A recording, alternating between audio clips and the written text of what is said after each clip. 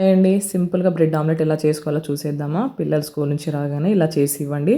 ఒక్కటి రెండుతో అయితే అస్సలు ఆపరు. ఇలా చేస్తూ ఉంటే అలా తినేస్తూ ఉంటారు. సో, దానికోసం అయితే ఫస్ట్ ఆనియన్స్ కట్ చేసుకొని, అందులో కొంచెం కొత్తిమీర కావాలంటే పచ్చిమిర్చి కూడా వేసుకొని, పసుపు, ఉప్పు, కారం, ధనియా పౌడర్, అల్లం వెల్లిగడ్డ పేస్ట్ వేసుకోవాలి. సో, అంతా వేసుకొని అయితే మిక్స్ చేసుకున్న తర్వాత ఇప్పుడు ఇందులోకైతే ఒక 4 ఎగ్స్ మీ ఇష్టం. మీకంటే ఎన్ని కావాలంటే అన్ని ఎగ్స్ అయితే వేసుకోవచ్చు. సో, ఇలా వేసుకొని ఒకసారి బాగా ఇలా కలుపుకోవాలండి. ఇలా కలుపుకున్న తర్వాత ఇప్పుడు స్టవ్ ఆన్ చేసుకొని ఒక పెనం పెట్టుకొని అయితే దాని మీద కొంచెం ఆయిల్ వేసేసి హీట్ అయిపోయిన తర్వాత ఇలా ఆమ్లెట్ లాగా వేసుకోవాలి. సో, ఇలా వేసుకున్న తర్వాత ఇప్పుడు మనకు కావాలంటే బ్రెడ్ అనేది అంటే లైట్‌గా వేయించుకొని వేసుకోవచ్చు. లేకపోతే డైరెక్ట్ అయినా వేసుకోవచ్చు. ఇలా చేసుకున్న టేస్ట్ అయితే చాలా బావుంటదండి. సో, ఇలా ఒక సైడ్ ఫ్రై అయిపోయిన తర్వాత ఇంకో సైడ్ టర్న్ చేసుకొని సో, మంచిగా ఫ్రై చేసుకోవాలి. సో, ఇలా చేసుకున్న తర్వాత సో, మీరు కావాలంటే 2 పార్ట్స్‌గా కూడా కట్ చేసుకోవచ్చండి. సో, టేస్ట్ అయితే చాలా బావుంటది. చాలా సింపుల్‌గా ఉంటది.